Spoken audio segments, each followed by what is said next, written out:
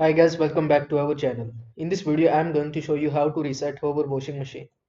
For that, you will need to follow some steps.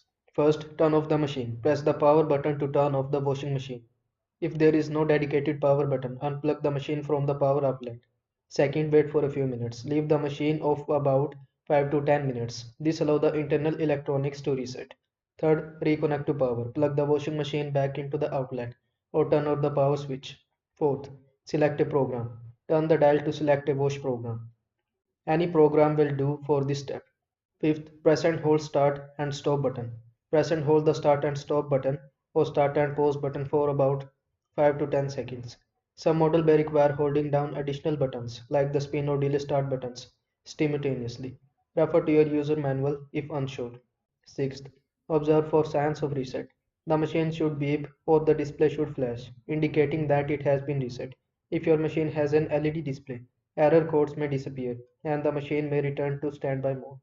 So, I hope this video was helpful to you. Make sure to like this video and subscribe to my channel for more of this type of content. Thanks for watching.